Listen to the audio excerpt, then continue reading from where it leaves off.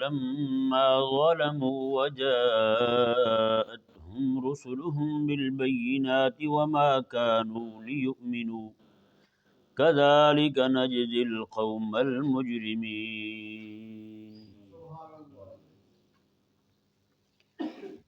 اس آیت مبارکہ کا تعلق پچھلے مضمون کے ساتھ ہے۔ مشرکین اور کفار نے کریم آقا صلی اللہ علیہ وآلہ وسلم کو کہا تھا کہ آپ عذاب لے آئیں ہم پر، اللہ اکبر کبیرہ۔ تو اللہ تبارک و تعالی نے انہیں تنبیہ فرمایا کہ جس طرح ان کو خیر مانگنے پر جلد خیر مل جاتی ہے، اسی طرح ان کے شر مانگنے پر فوراً ان کو شر پہنچا دی جائے۔ تو فرمایا کہ لقضی الیہم اجلہم، تو ان کی تو عمر ہی پوری ہو جائے، ان کا کچھ نہ رہے۔ آج آیت نمبر 13 میں جو مضمون آپ کے سامنے بیان ہو رہا ہے، اس میں اللہ تبارک و تعالی نے پچھلی قوموں کا ذکر کر کے ان کو ترہیب فرمائی۔ ترہیب کہتے ہیں ڈرانا، جی اللہ تعالیٰ نے پچھلی قوموں کا ذکر کر کے ان کو ترہیب فرمائی، ان کو ڈرایا۔ فرمایا کہ تم نے نمونہ دیکھنا نا تو پچھلی قوموں کو دیکھ لو، ان کے ڈھہے ہوئے مکانات، ان کے گرے ہوئے گھر، ان کے رہن سہن کے جتنے بھی نشانات تھے وہ سارے کے سارے آج بھی موجود ہیں۔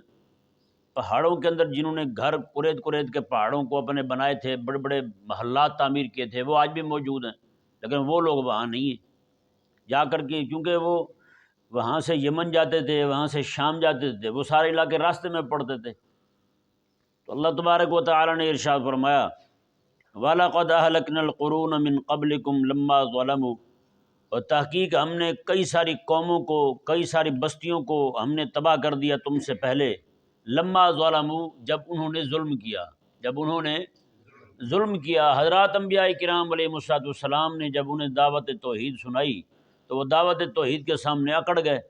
جب وہ اکڑے تو انہوں نے بھی ان کو ترہیب سنائی کہ تم پر عذاب آ سکتا ہے، تم انسان بن جاؤ، اللہ تبارک و تعالیٰ کی طرف سے آنے والی دعوت کو، اللہ تعالیٰ کی طرف سے آنے والی پکار کو قبول کر لو۔ لیکن انہوں نے آگے سے وہی باتیں شروع کر دی جو تم کر رہے ہو، وہی باتیں شروع کر دی جو تم کر رہے ہو۔ اللہ اکبر۔ اللہ تبارک و تعالی نے ارشاد فرمایا وَجَاءَتْهُمْ رُسُلُهُمْ بِالْبَيِّنَاتِ وَمَا كَانُوا لِيُؤْمِنُوا، میں کہ ان کے پاس ان کے رسول روشن دلائل لے کر آئے تھے، روشن دلائل لے کر آئے تھے۔ انہوں نے ان کو معجزات بھی دکھائے، ان کے منہ مانگے معجزات دکھائے، باوجود معجزات کے دیکھنے کے وَمَا كَانُوا لِيُؤْمِنُوا، وہ ایمان لانے والے نہیں تھے، وہ ایمان ہی نہیں لائے۔ وَمَا كَانُوا لِيُؤْمِنُوا، وہ ایمان نہیں لائے۔ اللہ اکبر۔ اللہ تعالیٰ نے فرمایا كَذَلِكَ نَجْزِي الْقَوْمَ الْمُجْرِمِينَ، اسی طرح ہم مجرموں کو بدلت دیتے ہیں، مجرموں کو سزا ہم یوں ہی دیتے ہیں۔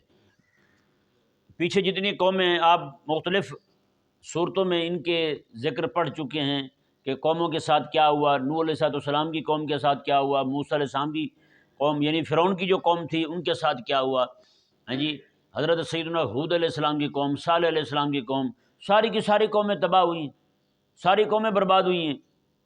اللہ تبارک و تعالیٰ کی طرف سے آئے تھے عذاب ان پر، تو سارے کے سارے لپیٹ دیے گئے۔ اور یہ مزے کی بات ہے، عذاب کو دیکھ کر چیخے چلائے سارے تھے۔ پہلے کہتے تھے لائیں جی عذاب، دکھائیں فاتنہ، لائیں عذاب کہاں پہ ہے۔ جب آ گیا عذاب تو پھر چیخنے چلانے لگے۔ سوائے یونس علیہ السلام کی قوم کے کسی قوم سے عذاب ٹلا نہیں ہے۔ جتنی بھی قوموں نے عذاب کا کیا تھا، مطالبہ کیا تھا، اللہ تعالیٰ کی طرف سے عذاب آیا، کسی کا عذاب واپس نہیں گیا سوائے یونس علیہ السلام کی قوم کے۔ یونس علیہ السلام نے ان کے لیے دعا کی، اللہ تعالیٰ نے ان کی دعا کو قبول فرمایا، عذاب بالکل ایسے سامنے آ گیا، یہاں سے واپس چلا گیا۔ لاکھوں لاکھ لوگوں نے دوبارہ سے توبہ کی اور حضرت یونس علیہ السلام کے دامن رحمت سے وابستہ ہو گئے، اور وہ سارے مخلص ہو گئے دین کے ساتھ، باقی کسی کو نہیں چھوڑا گیا، سب چیخے چلائے، سارا کچھ ہوا۔ اللہ تبارک و تعالی نے ارشاد فرمایا، جی دیکھیں، ثم جعلناکم خلائف فی الارض من بعدہم، اللہ تعالی نے فرمایا کہ پھر ہم تمہیں لے کے آئے ان کے خلیفے کے طور پر زمین میں، تم ان کے جانشین بنے، ان کی جگہ تم آئے ہو، جی۔ فرمایا کہ لننظر کیف تعملون، تمہیں ہم اس لیے لائے ہیں تاکہ ظاہری طور پر ہم تمہارا بھی معائنہ کریں، تمہیں بھی ہم دیکھیں، تمہارا بھی امتحان لیں کہ تم کیسے کام کرتے ہو ہیں۔ اللہ تبارک و تعالی نے انہیں ڈر سنایا اور فرمایا تم یہاں پہ امتحان دینے کے لیے آئے ہوئے ہو۔ جیسے مثال کے طور پر کہیں پہ امتحان گاہ ہو، بچے امتحان دینے کے لیے چلے جائیں اور وہاں امتحانی مقام کے بھی الگ آداب ہوتے ہیں۔ سبق پڑھنے کی جو مجلس ہوتی ہے وہاں پہ بچہ اپنے استاد سے پوچھ سکتا ہے، ہاں جی اسم فعل حرف جو ہے، اسم فعل حرف یہ کلمہ کی تقسیم ہے، ہاں جی اس کی اس طور پر تقسیم کیوں کی گئی ہے، پڑھتے ہوئے بچہ سوال کر سکتا ہے، ہاں جی افعال ناقصہ کے بارے میں پوچھ سکتا ہے، اسماء ستہ مکبرہ کے بارے میں پوچھ سکتا ہے بچہ کہ اسماء ستہ مکبرہ جو ہیں، ستہ مکبرہ کہہ کے بھی بچہ پوچھے کتنے ہوتے ہیں۔ جیسے سیاحت ستہ کے بارے میں پوچھ رہے ہوتے ہیں کئی سارے دوست، کہتے ہیں جی سیاحت ستہ جو ہے یہ کتنی کتابیں ہیں ٹوٹل، سیاحت ستہ کتنی کتابیں ہیں؟ سیاح صحاح صحیح کی جمع ہے اور ستہ 6 کو کہتے ہیں، یعنی ستہ کہہ کے بھی پوچھ رہے ہوتے ہیں وہ کتنی ہوتی ہیں بس۔ جیسے گرم حمام کہتے ہیں، بہت ساری چیزیں ایسی ہیں ہمارے ہاں، لوگ بیچارے جو ہیں وہ جواب خود ہی دے رہے ہوتے ہیں، اس پر پھر سوال بھی کر رہے ہوتے ہیں، ستہ کہہ کے بھی سوال کر رہے ہوتے ہیں۔ تو کوئی بچہ جو ہے وہاں کھڑا ہو کے اپنے استاد کے سامنے تو پوچھ سکتا ہے، جہاں پہ سبق پڑھایا جا رہا ہے وہاں پوچھ سکتا ہے اس طرح کی باتیں، اس کے لیے عیب نہیں ہے۔ یہاں یہ آداب میں سے کہ پوچھے، جب امتحان دے رہا ہو تو وہاں ممتحن سے پوچھنے لگے ہاں جی اسماء ستہ مکبرہ جو ہیں ان کی تعریفی سنا دیں آپ، وہ آگے سے وہ نہ سنائے۔ ایک لڑکا جو ہے نا ہمارے سامنے ایسے امتحان دے رہا تھا تو ممتحن آیا، اس نے اس سے کوئی چیز پوچھ لی، پہلے اس کو حدیث سنانے لگا، اس نے کہا جی دیکھیں آقا علیہ السلام کا فرمان ہے جو بندہ کسی کو علم کی بات نہ بتائے تو قیامت والے دن اس کو آگ کی لگام پہنائی جائے گی۔ یہ حدیث ہے نا حضور کی؟ اس نے کہا ہاں ہے۔ اس نے سوالیہ پیپر آگے کیا، اس نے کہا بتائیں اس کا کیا جواب ہے؟ اس نے کہا لکھ دی ہیں۔ آگے سے وہ یہ کہنے لگا اب بتائیں بھی وہاں پہ نہ بتانا یہ ادب ہے، وہاں پہ کوئی بتائے گا یہ نقل کروانے والی بات ہوئی، یہ تو حرام ہے بھائی۔ جہاں پہ امتحان دے رہا ہے امتحان کا کے الگ آداب ہوتے ہیں، تو وہاں پہ کوئی اس طرح کی حرکتیں کرے گا تو اس کو کہا جائے گا بیٹا یہ آپ کا امتحان گاہ ہے، یہ امتحان والی جگہ، آپ نے یہاں پہ امتحان دینا ہے۔ جی اللہ تبارک و تعالیٰ نے اس وقت لوگوں کو فرمایا یہ ہمارے لیے بھی ہے اور آپ کے لیے بھی ہے، سب کے لیے ہے۔ اللہ تعالیٰ نے فرمایا کہ لننظر کیف تعملون، تم یہ دنیا میں بیٹھے ہوئے ہو نا پچھلوں کو تباہ کروا کے، پچھلے لوگ تباہ ہوئے تم آئے ہو یہاں پہ، میں کہ تمہارا یہاں آنا جو ہے نا یہ امتحان گاہ ہے تمہارے لیے۔ یہ کیا ہے؟ امتحان گاہ ہے تمہارے لیے۔ ہاں تمہارا نتیجہ کب بولا جائے گا، نتیجہ کب سنایا جائے گا؟ تمہارے سارے پیپر تیار ہو رہے ہیں، سارے اعمال کرتوت تمہارے لکھے جا رہے ہیں، قیامت والا دن آئے گا اس وقت تمہارے نامہ اعمال جو ہے نا وہ پڑھ کے سنایا جائے گا اس نے کیا کیا کیا تھا امتحانی مقامات میں۔ تو اللہ تبارک و تعالی نے فرمایا کہ تم ایسے خوشی کے پھول لے رہے ہو، اچھل کود کر رہے ہو، کس طرح کی باتیں کر رہے ہو، فرمایا کہ یہ تو امتحان گاہ ہے تمہارے لیے، لننظر کیف تعملون، امتحان گاہ ہے۔ اللہ تبارک و تعالی نے یہی مضمون قرآن کریم میں اور جگہ بھی ارشاد فرمایا، سورہ ملک شریف کی پہلی آیہ مبارکہ میں، تبارک الذی بیدہ الملک وہو علی کل شیء، دوسری آیہ مبارکہ بنتی، خلق الموت والحیات لیبلوکم ایکم احسن عملا۔ اللہ تعالی نے فرمایا کہ زندگی کو اور موت کو پیدا کیا، خلق الموت والحیات، موت کو اور زندگی کو پیدا کیا تاکہ تمہاری آزمائش ہو، لیبلوکم ایکم احسن عملا، تمہاری آزمائش ہو تم میں سے سونے عمل، سب سے زیادہ سونے عمل کس کے ہیں، یہ تمہاری آزمائش ہے۔ اب بتائیں نا جی، قرآن کریم تو یہ کہے، اللہ تبارک و تعالیٰ تو یہ کہے، حبیب کریم علیہ السلام تو یہ فرمائیں کہ یہ دنیا پوری جو ہے یہ تمہارے لیے امتحان گاہ ہے، بتائیں ہم اس دنیا کو کیا بنائے بیٹھے ہیں؟ ہاں جی ہم نے اس کو کیا سمجھا ہوا ہے؟ امتحان گاہ جو ہے، امتحان گاہ میں کیا ہوتا ہے؟ بندہ تو ہر وقت شکنجے میں پھنسا ہوتا ہے، ادھر ادھر بندہ آنکھ نہیں اٹھا سکتا۔ ایک بزرگ رحمہ اللہ کے بارے میں نے پڑھا، وہ 30 سال پورے انہوں نے آنکھ اوپر نہیں کی تھی، اوپر دیکھا ہی نہیں تھا آسمان کی طرف۔ انہوں نے کہا مجھے ڈر لگتا ہے کہیں یہ نہ ہو کہ اللہ تبارک و تعالیٰ مجھ سے پوچھ ہی لے ہوئے تو اپنے امتحان میں کامیاب ہو گیا جو ادھر ادھر دیکھ رہا ہے، تو تیاری کر لی ہے تو نے اپنے امتحان کی جو دائیں بائیں دیکھ رہا ہے، اتنا فارغ ہو گیا تو پتہ۔ تو ہماری تو آنکھیں موبائل سے پرے نہیں ہٹتی، رات دن جناب فیس بک یوٹیوب جو ہے وہ ہمیں چھوڑتی نہیں ہے، ایسا اس نے ہمیں شکنجے میں پھنسایا ہے۔ اللہ اکبر کبیرہ۔ اللہ تبارک و تعالی نے ارشاد فرمایا جی دیکھیں اگلی آیہ مبارکہ میں مشرکین کے 2 مطالبے ذکر ہوئے جی، مشرکین کے دو مطالبے تھے، وہ مشرکین کے مطالبے اور آج کل کے لبرل لوگوں کا مطالبہ تقریباً ایک جیسا ہے۔ یہ آپ ذرا غور کریں گے تو آپ کو یہ بات کھلے گی۔ انہوں نے دو باتیں کی، میرے آقا صلی اللہ علیہ وآلہ وسلم کو کہا۔ انہوں نے کہا جی قرآن کریم میں آپ جو قرآن کریم ہماری طرف لا رہے ہیں، نعوذ باللہ، وہ یہ کہتے تھے آپ بنا رہے ہیں قرآن، یعنی کہ آقا علیہ السلام جیسے اپنی طرف سے بناتے ہوں، وہ یہی سمجھتے تھے، وہ یہی کہتے تھے۔ وہ کہتے تھے قرآن سے دو باتیں جو ہے نا وہ نکال دیں آپ، دو باتیں قرآن میں جو ہے نا، دو باتیں ایسی ہیں جو ہم سے برداشت نہیں ہوتی، ہماری برداشت سے باہر ہیں۔ وہ دو باتیں کون سی ہیں؟ ایک انہوں نے کہا کہ ہمارے آباء و اجداد کی قرآن تحمیق کرتا ہے، تحمیق یعنی ان کو احمق قرار دیتا ہے، پاگل قرار دیتا ہے کہ تمہارے وڈیرے پاگل تھے۔ اور دوسرا جو ہے وہ ہم بتوں کی پوجا کرتے ہیں، تو بتوں کی پوجا کرنے کو بھی اس میں ناجائز کہا گیا ہے۔ یہ تو ایسا عمل ہے جو ہم اپنے باپ دادا سے کرتے ہوئے آ رہے ہیں، یہ تو کسی صورت بھی کسی بھی قیمت پر ہم نہیں چھوڑ سکتے۔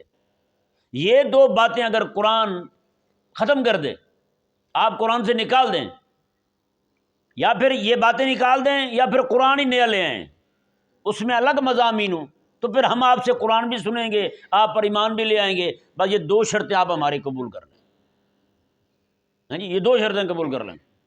مطلب یہ ہے جس طرح آج کل کے لبرل کہتے ہیں نا جی سیدھا سیدھا دین سنائیں ہمیں، حضور کے جہاد کی بات کریں کہیں گے سیدھا سیدھا دین سنائیں، سود کے خلاف بولیں کہیں گے سیدھا، مولوی صاحب سیدھا سیدھا دین سنائیں ہمیں۔ سیدھا سیدھا کون سا ہے؟ ان کو استنجے پہ لگائے رکھیں، استنجے کے آداب ایسے ہوتے ہیں، وضو ایسے ٹوٹتا ہے، ہیں تیمم ایسے ٹوٹتا ہے، بس اس طرح گرمی سردی میں استنجے کا طریقہ یہ ہے، بس یہی بتاتے ہیں ان کو، یار یہ سیدھا دین ہے ماشاءاللہ۔ باقی اس کے علاوہ نہ جہاد کی بات کریں، نہ سود کے خلاف بات کریں، نہ رشوت کے خلاف بات کریں، ہاں جی، اس طرح کی جو چیزیں ہیں ان کے خلاف آپ بات بالکل نہ کریں، تو بالکل پھر آپ سیدھا دین بیان کر رہے ہیں، پھر پسند ہے سب کو، پھر مسئلہ نہیں ہے کسی کو۔ اللہ تبارک و تعالیٰ نے ارشاد فرمایا کہ حبیب کریم علیہ السلام کو آ کر کے مشرکین نے کہا دو باتیں قرآن چھوڑ دے، ایک تحمیق آباء و اجداد، ہمارے آباء و اجداد کو قرآن جو احمق کہتا ہے وہ چھوڑ دے، اور دوسرا ہمارے بتوں کے خلاف جو قرآن باتیں کرتا ہے وہ چھوڑ دے، تو ہم آپ کے قرآن کو ماننے کے لیے تیار ہیں۔ وہ آقا علیہ السلام کو کہتے، یہ آیت مبارکہ دیکھیں جی، اللہ تبارک و تعالیٰ نے ساتھ وجہ بھی بیان کر دی کہ یہ بات جو ہے نا قرآن میں تبدیلی والی، شرعی حکم میں تبدیلی والی، جیسے پاکستان کے اندر بہت سارے احکامات کے پیچھے یہ ذلیل لبرل لوگ پڑے ہوئے ہیں کہ ان کو بدل دیا جائے۔ یہ زنا بالرضا والا قول جو ہے، جنرل مشرف کے دور میں جو معاملہ ہوا تھا کہ اس کو جناب جائز قرار دیا گیا، راضی خوشی زنا کرتے ہیں تو کوئی مسئلہ نہیں ہے۔ اس طرح کی اور باتیں جو کرتے ہیں یہ لوگ بے دین لوگ، تو وہ اس لیے کرتے ہیں، وہ کہتے ہیں مولوی صاحب قرآن کو زمانے کے حساب سے چلائیں، نہ کہ زمانے کو قرآن کے تابع کریں، جبکہ قرآن کیا کہتا ہے؟ زمانے کو قرآن کے تابع ہونا ہوگا، لوگوں کو قرآن کی اتباع کرنی ہوگی۔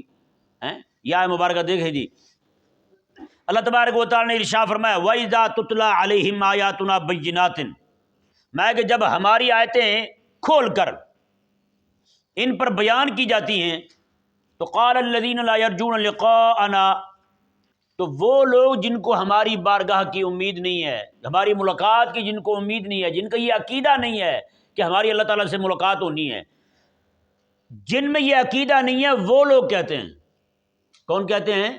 جن کو اللہ تعالیٰ کی بارگاہ کی ملاقات کی امید نہیں ہے وہ لوگ کہتے ہیں۔ اب دیکھیں نا جی، صرف ایک ہی صفحے پر یہی مضمون تیسری بار آ رہا ہے نا، پہلے بھی آیا، اسی صفحے کی صفحہ نمبر 199 کی پہلی سطر دیکھیں جی، ان الذین لا یرجون لقاءنا، بے شک وہ لوگ جن کو ہماری بارگاہ کی ملاقات کی امید نہیں ہے، وہ دنیا کی زندگی پر راضی ہو گئے اور اسی پر مطمئن ہو گئے، ہماری آیتوں سے غافل ہو گئے۔ آیت نمبر 11 دیکھیں جی، فرمایا کہ یہ لوگ جلدی عذاب کا مطالبہ کر رہے ہیں، ہیں جی کیوں کر رہے ہیں؟ فَنَذَرُ الَّذِينَ لَا يَرْجُونَ لِقَاءَنَا، یہ مطالبہ اسی لیے کر رہے ہیں کہ ہم نے یہ جو ہے نا ہماری بارگاہ کی ملاقات کی امید نہیں رکھتے۔ تیسرا مقام یہ آ گیا، انہوں نے قرآن میں تبدیلی کی بات کی، کیوں تبدیلی کی بات کی؟ کہ وہ اللہ تبارک و تعالیٰ کی بارگاہ کی امید نہیں رکھتے، مطلب یہ ان کا عقیدہ آخرت نہیں ہے، آخرت پر عقیدہ نہیں ہے ان کا۔ تو جو بھی بندہ یہ باتیں کرے گا اس کا عقیدہ آخرت پر ایمان نہیں ہوگا، عقیدہ آخرت پر ایمان نہیں ہوگا اس کا۔ آج جو بندہ کھڑا ہو کہ جی زنا کو حلال قرار دیا جائے، بے پردگی کو حلال قرار دیا جائے، سود کو حلال قرار دیا جائے، تو بتائیں. جیسے کہ میں نے آپ کو بتایا تھا آئینہ عمرانیات 11ویں کی کتاب ہے، اردو کی کتاب، اس میں لکھا تھا، انہوں نے کہا کہ دو چیزیں ترقی کا بہت بڑا راز ہیں، ایک جو ہے نا وہ بے پردگی اور دوسرا سود. اس نے کہا معذرت کے ساتھ اسلام نے دونوں کو منع کیا ہوا ہے. جب دونوں ہی منع ہو گئی تو ترقی کیسے ہوگی؟ اس طرح کے باقاعدہ الفاظ تھے اس کتاب میں. آئینہ عمرانیات 11ویں کی کتاب اردو کی، اس میں یہ لکھا ہوا تھا. یعنی کہ وہی باتیں آ گئیں جو مکے کے مشرک کہتے تھے، وہ ابو جہل ہے یہ عاشق رسول کیسے ہے، ہاں جی، وہ ابو لہب ہے یہ رسول اللہ علیہ وسلم کا عاشق کیسے ہے، وہ دین کا دشمن ہو یہ دین کا خیر خواہ کیسے ہے؟ بھائی یہ بھی تو بتائیں ہمیں. جو باتیں وہ کر رہا ہے یہی وہی باتیں یہ کر رہے ہیں. اللہ تبارک و تعالی نے ارشاد فرمایا قال الذین لا یرجون لقاءنا، وہ لوگ جن کو ہماری بارگاہ کی امید نہیں ہے. یہ دیکھیں عقیدہ آخرت کیسا ہے. عقیدہ آخرت جس بندے کے دل کے اندر راسخ ہو جائے نا، قسم خدا کی، وہ کبھی بھی رب کی مرضی کے خلاف پاؤں نہیں اٹھا سکتا، کبھی قدم نہیں اٹھا سکتا اللہ تبارک و تعالیٰ کی مرضی کے خلاف. وہ ہر وہی کام کرے گا، ہر کام وہی کرے گا جو اللہ تبارک و تعالیٰ کے حکم والا ہوگا. آج بھی جتنے مسلمان جو ہے نا، سچی بات ہے، جو کسی پر ظلم نہیں کرتے، کسی کے ساتھ زیادتی نہیں کرتے، ان کو صرف جواب دہی کا ڈر ہے. ہم نے قیامت والے دن اللہ تبارک و تعالیٰ کو جواب دینا ہے. سچی بات ہے. یہی بات جو ہے نا مسلمانوں کو گناہوں سے روکے ہوئے ہے، یہی بات جو ہے نا مسلمانوں کو لوگوں پر ظلم کرنے سے روکے ہوئے ہے. آج بھی آپ دیکھ لیں، ہاں جی، کتنے مسلمان ہیں، یہ بھی فلسطین کی بات دیکھ لیں آپ، ہاں جی، وہ ہمارے مسلمانوں کو پکڑتے ہیں تو کیا کیا ظلم کرتے ہیں. عافیہ صدیقی کو ہی دیکھ لیں کتنا ظلم کرتے ہیں اس پر، ہاں جی. اس کو کہا کہ قرآن پاک نیچے رکھا، ان ذلیلوں نے کہا کہ اس کے اوپر پاؤں رکھ کے چلی جاؤ تو میں چھوڑ دیتے ہوں. اس نے کہا میں مر سکتی ہوں، ایسی آزادی مجھے نہیں چاہیے جس میں قرآن کی توہین پائی جائے. ان کو اللہ تبارک و تعالیٰ کی بارگاہ کی امید نہیں ہے، عقیدہ آخرت نہیں ہے ان کا. وہ کیسے ظلم کرتے ہیں قیدیوں کے ساتھ. اور ہمارے ہاں مسلمانوں کو افغانستان میں امریکہ کی ایک لڑکی جو ہے نا وہ پکڑی گئی تھی، کئی سالوں تک جب وہ یہاں سے گئی اس نے کلمہ پڑھ لیا، مسلمان ہو گئی. اس نے کہا میرے پاس روٹی دینے کے لیے آتے تھے، حرام ہے مجھ پر، کسی نے دیکھا ہی ہو، کسی نے دیکھا تک نہیں. وہ اس بیچاری کے ساتھ یہ زیادتی کر رہے ہیں، زنا کر رہے ہیں اس کے ساتھ، ایسے حرامی ہیں. تو عقیدہ آخرت جو ہے نا سچی بات ہے، اللہ تبارک و تعالیٰ کی بارگاہ میں جواب دہی کا ڈر یہ جس بندے کے اندر آ جائے، وہ کسی پر بندے کو مارنا تو دور کی بات ہے، کسی چیز کو دائیں بائیں بھی نہیں کرے گا کبھی. یہ بہت بڑی بات ہے. عقیدہ آخرت جس بندے کے اندر راسخ ہو جائے وہ بندہ مسلمان ہو جاتا ہے، سیدھا مومن بن جاتا ہے پکا. خلا کے کائنات نے ارشاد فرمایا جی انہوں نے کہا جن کو عقیدہ آخرت نہیں تھا، انہوں نے کہا ایت بقرآن غیر ھذا او بدل ہو، انہوں نے کہا قرآن اس کے علاوہ لے آؤ یا پھر اسی میں تبدیلی کر دو. اس کے علاوہ اور قرآن لے آؤ جس میں مضامین ہو، سارے یہ والے مضامین نکلے ہوئے ہوں، بالکل نئے مضامین ہوں، سیدھا سیدھا قرآن ہو بس. اور دوسرے انہوں نے کہا کہ یہ نہیں ہو سکتا تو پھر یہی بدل دو آپ. نعوذ باللہ من ذالک. ان کا یہ سوال بعید طور پر تھا، نعوذ باللہ، کہ جیسے آقا علیہ السلام خود قرآن کو بناتے ہیں، خود ہی گھڑتے ہیں، خود ہی لکھتے ہیں، سویرے ان کو سنا دیتے ہیں. اللہ اکبر کبیرہ. اب اللہ تبارک و تعالی نے ان کو جواب دینے کا اپنے حبیب کو حکم فرمایا.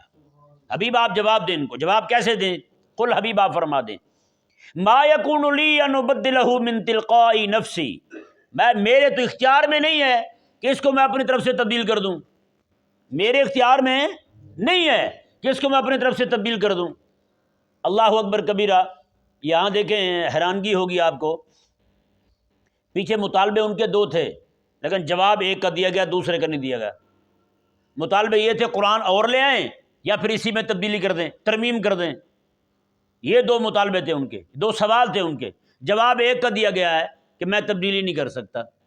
اس کا جواب نہیں دیا اللہ تبارک و تعالیٰ نے. یہ نہیں فرمایا کہ حبیب آپ یہ بھی کہیں کہ میں قرآن اور نہیں لا سکتا. مطالبے ان کے دو تھے، جواب ایک کا دیا گیا، دوسرے کا جواب نہیں دیا گیا. مطالبے کیا تھے کہ قرآن اور لے آئیں یا پھر اسی میں تبدیلی کر دیں. اب قرآن اور لانا یہ بڑی بات ہے، اسی میں تبدیلی کر دینا یہ چھوٹی بات ہے کہ نہیں.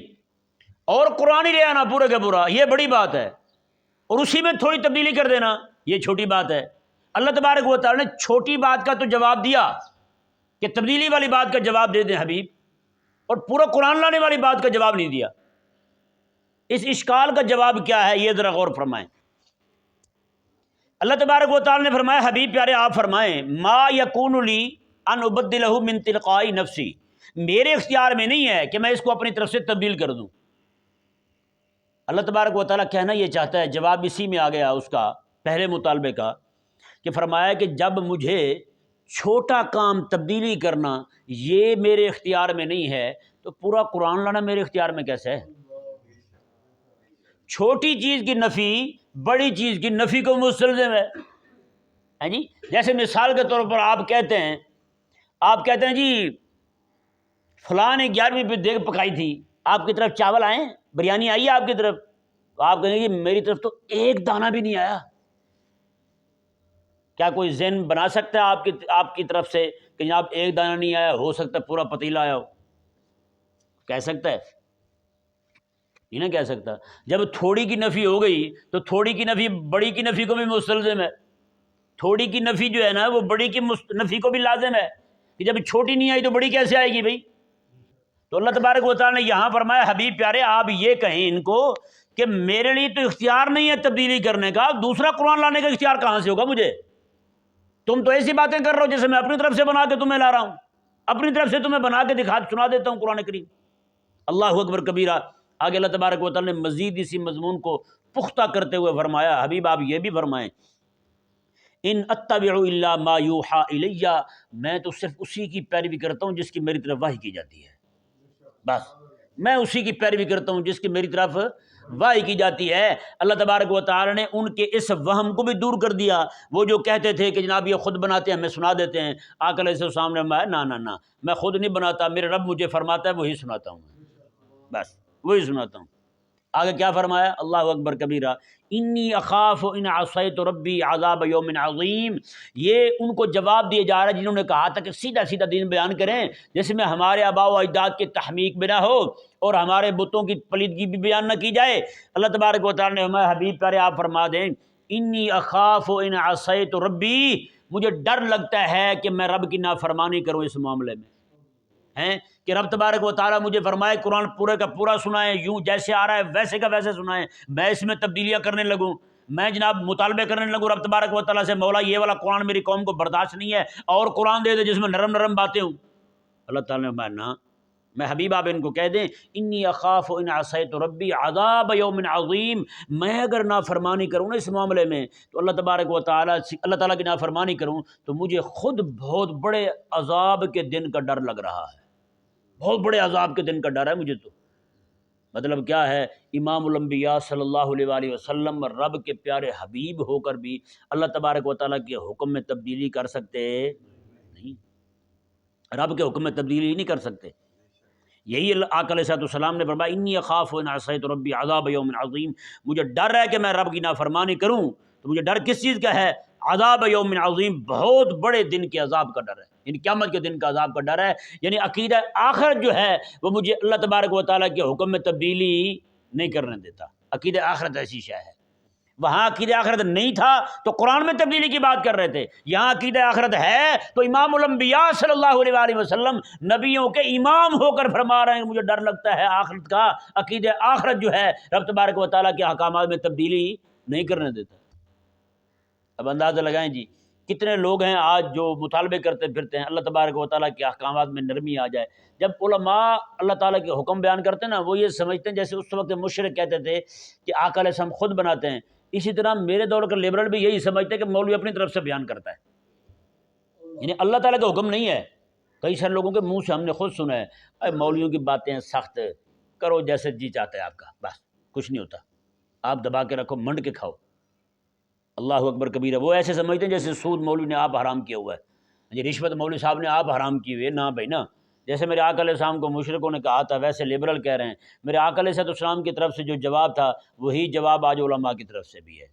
ہمیں بھی ڈر لگتا ہے بھئی اللہ تبارک و تعالیٰ کے عذاب سے، قیامت والے دن کے عذاب سے، اگر اللہ تبارک و تعالیٰ کے حکم میں کوئی ہیر پھیر کریں تو۔ اللہ تبارک و تعالیٰ سمجھنے کی توفیق عطا فرمائے۔